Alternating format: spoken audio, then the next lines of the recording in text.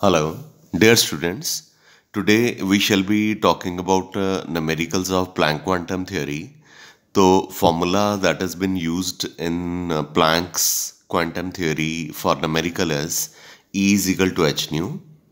H stand for Planck constant, nu stand for frequency and E जो है वो energy को रिप्रेजेंट करता है. तो फर्दर किसी किसी न्यूमेरिकल में हो सकता है हमें ये भी यूज़ करना पड़े कि न्यू जो है वो सी अपॉन लैम्डा के इक्वल होता है.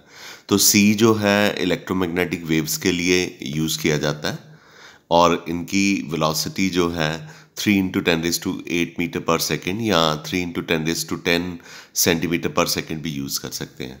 प्लैंक कांस्टेंट है और इसकी वैल्यू 6.626 × 10⁻⁻34 जूल सेकेंड है. लेकिन फॉर कन्वीनियंट सेक आप 6.6 × 10⁻⁻34 जूल सेकेंड भी यूज़ कर सकते हैं. ठीक है. तो इसी तरह से जो प्लैंक कांस्टेंट एच है वो आप एसआई यूनिट में यूज़ करेंगे तो 6.6 10⁻⁻34 जूल सेकेंड यूज़ कर लेना. सीजीएस में यूज़ करोगे तो 6.6 × 10⁻⁻27 अर्ग्स सेकेंड यूज़ कर लेना. ठीक है. तो फॉर्मूला एक बार फिर से रीकैप कर लीजिए. E is equal to H nu and nu जो है किसी किसी न्यूमेरिकल में सी अपॉन लैम्डा के तौर पे भी यूज़ करना पड़ेगा. वैसे हम इसके numerical nu is equal to C upon lambda के न्यूमेरिकल पिछली एक्सरसाइज में कर चुके हैं. ठीक है. तो हमारे पास पहला न्यूमेरिकल है आज का.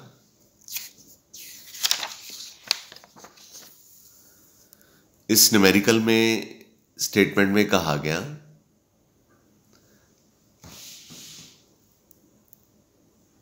इस न्यूमेरिकल की स्टेटमेंट में कहा गया कैलकुलेट द फ्रीक्वेंसी कैलकुलेट करनी है and energy of photon of radiation having wavelength 6000 ऑंगस्ट्रॉम. तो आपने फ्रीक्वेंसी कैलकुलेट करनी है और एनर्जी कैलकुलेट करनी है. तो सबसे पहले हम फ्रीक्वेंसी कैलकुलेट कर देते हैं.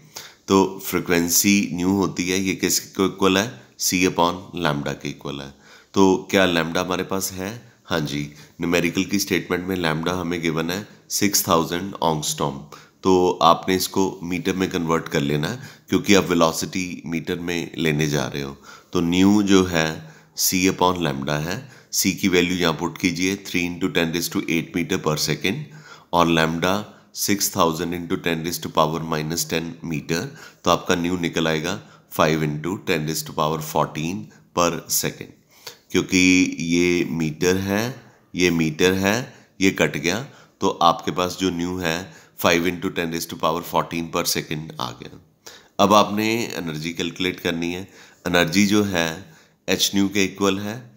तो एच प्लैंक कांस्टेंट की वैल्यू पुट कीजिए और न्यू आपने अभी अभी यहाँ से निकाला है, ये वैल्यू न्यू की आप यहाँ पे पुट कर दीजिए. आपके पास एनर्जी 3.3 × 10⁻⁻19 जूल एनर्जी आ जाएगी. इस तरह से ये आपका फर्स्ट न्यूमेरिकल जो हो गया. इसमें आपने एनर्जी भी कैलकुलेट कर ली और इसमें आपने जो है फ्रीक्वेंसी भी कैलकुलेट कर ली. और इस पूरे न्यूमेरिकल में हमें वेवलेंथ ही गिवन थी सिर्फ 6000 ऑंगस्ट्रॉम. तो जब हमने निकालनी थी फ्रीक्वेंसी तो वो सी अपॉन लैम्डा के इक्वल थी. तो सी आपने खुद पुट करनी थी क्योंकि फोटोन क्या है? विजिबल लाइट क्या है? इलेक्ट्रोमैग्नेटिक वेव की वेलोसिटी जो है वो कितनी होती है?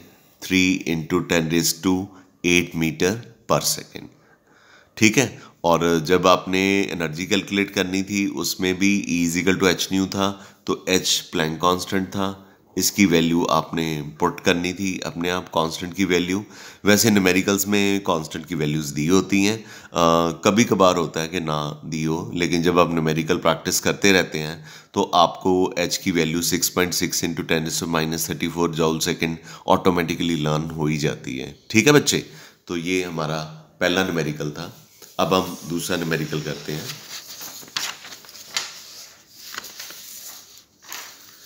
तो दूसरा न्यूमेरिकल जो है इसमें न्यूमेरिकल की स्टेटमेंट में हमें दिया है calculate energy of a mole of photons. आपको एनर्जी कैलकुलेट करनी है, लेकिन मोल ऑफ फोटोन की कैलकुलेट करनी है और फ्रीक्वेंसी हमें गिवन है। ठीक है, तो मैंने पिछले न्यूमेरिकल्स में भी बताया था कि जो हर्ट्ज होता है पर सेकंड के इक्वल होता है, तो इसलिए हम फ्रीक्वेंसी जो है न्यू 5 इंटू 10⁻14 हर्ट्ज की बजाय 5 इंटू 10⁻14 पर सेकंड कर लेते हैं। ठीक है, एनर्जी कैलकुलेट करनी है। E is equal to H nu की E is equal to H nu है, H की वैल्यू कांस्टेंट है, पुट कीजिए, न्यू फ्रीक्वेंसी की वैल्यू हमें गिवन है, तो एनर्जी हमारी 3.31 इंटू 10⁻19 जॉल निकल आएगी। अब उसने इस न्यूमेरिकल में कहा है, आप स्टेटमेंट पे दोबारा आइए, calculate energy of A mole of photon. हमने एनर्जी जो है कैलकुलेट करी है, लेकिन एक मोल की नहीं कैलकुलेट करी, तो आपने एक मोल की कैलकुलेट करनी है। तो वेरी सिंपल, जो आपने एनर्जी यहाँ पे इक्वेशन 1 में निकाली है वो आप यहाँ पे दोबारा पुट कर दीजिए और इसको एवोगैड्रो नंबर से मल्टीप्लाई कर दीजिए। तो एक मोल में कितने एवोगैड्रो नंबर ऑफ कितने फोटोन हो सकते हैं, एक मोल में एवोगैड्रो नंबर ऑफ फोटोन हो सकते हैं। तो एनर्जी जो है is equal to N naught into 3.31 into 10⁻19 joule. ये हमने ऊपर इक्वेशन 1 में निकाली थी, ये हमने यहाँ पे पुट कर दी। तो एनर्जी जो है ये हो गया एक मोल ऑफ फोटोन के लिए energy is equal to Avogadro number multiply by energy, जो आपने स्टेप 1 में कैलकुलेट की थी। तो आप एवोगैड्रो नंबर ऑफ फोटोन की वैल्यू यहाँ पे पुट कीजिए, तो आपकी एनर्जी जो है वो जॉल्स में निकल आएगी। क्योंकि आपने एनर्जी स्टेप 1 में इक्वेशन 1 में जॉल्स में निकाली है, तो एनर्जी आपकी जॉल में जो निकली थी वो जॉल पर मोल होगी, क्योंकि आपने एक मोल के लिए निकाली है। बाद में किलो जॉल में निकालनी है, तो जॉल पर मोल की वैल्यू को 1000 से डिवाइड कर दीजिए, तो ये किलो जॉल पर मोल में निकल आएगी। ये नहीं है उसने न्यूमेरिकल में पूछा है किलो जॉल पर मोल में निकाली है, ऐसा कुछ नहीं है। ये जस्ट बता रहा हूँ कि आपको किलो जॉल पर मोल में अगर निकालने के लिए बोलें तो आप ऐसा करिए। और कई बार जब आप MCQs करते हैं तो 4 ऑप्शन होते हैं, तो जॉल वाले ऑप्शन ही मिसिंग होते हैं, किलो जॉल वाले ऑप्शन होते हैं। आप आंसर अपना जॉल में निकालिए, कंफर्टेबली उसको 1000 से डिवाइड कीजिए, डिवाइड करके जो आएगा वो आपका क्या हो जाएगा, किलो जॉल पर मोल हो जाएगा। ठीक है, इस तरह से आपने प्लैंक्स क्वांटम थ्योरी के न्यूमेरिकल जो है वो निकालने हैं। तो सारे न्यूमेरिकल एक जैसे ही हैं। हाँ, ये न्यूमेरिकल थोड़ा सा डिफरेंट है, तो पर इसको निकालने में ये ऑब्जेक्टिव काइंड ऑफ न्यूमेरिकल है। मैंने तो खैर पूरी एक्सप्लेनेशन यहाँ पे दी हुई है, क्योंकि आपको अंडरस्टैंड करना है इस तरह से, तो एक्सप्लेनेशन पूरी दी हुई है। लेकिन आपने जब MCQs में इसको निकालना तो आप इसको बहुत जल्दी निकाल सकते हैं। तो न्यूमेरिकल की स्टेटमेंट है, which has higher energy, a photon of red light having wavelength 7500 angstrom or photon of green light having wavelength of 5250 angstrom 5250 angstrom। उसने कहा है कि आपके पास दो फोटोन्स हैं, एक रेड लाइट है एक ग्रीन लाइट है। रेड लाइट वाले फोटोन की वेवलेंथ 7500 ऑंगस्ट्रॉम है और ग्रीन लाइट वाले फोटोन की वेवलेंथ 5250 ऑंगस्ट्रॉम है। दोनों में से किसकी एनर्जी ज़्यादा है? वेरी सिंपल, एनर्जी किसके इक्वल होती है? H nu. न्यू किसके इक्वल होता है? C upon lambda. H constant है, सी कांस्टेंट है, तो E is inversely proportional to lambda. जिसका लैम्डा ज़्यादा होगा उसकी एनर्जी कम होगी। ठीक है, तो अब देखते हैं कि लैम्डा किसका ज़्यादा है।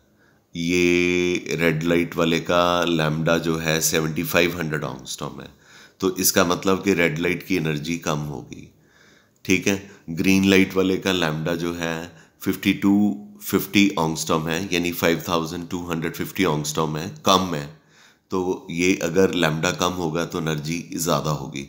इसका मतलब कि ग्रीन लाइट वाले फोटोन की एनर्जी जो है वो ज़्यादा है, क्योंकि इस न्यूमेरिकल में उसने पूछा है किसकी एनर्जी ज़्यादा है, ये बताइए। तो नेचुरली ग्रीन लाइट वाले फोटोन की एनर्जी जो है वो ज़्यादा होगी। आई एम वेरी श्योर कि आपको ये क्लियर होगा। मैंने 3 जो न्यूमेरिकल्स कराए हैं, तीनों में थोड़ी वेरिएबिलिटी प्रोड्यूस करने की कोशिश की है, तो आप इस तरह से प्लैंक क्वांटम थ्योरी के न्यूमेरिकल निकाल सकते हैं। कोई प्रॉब्लम हो तो आप मुझे कनेक्ट कर सकते हैं। Thank you very much. Have a nice day.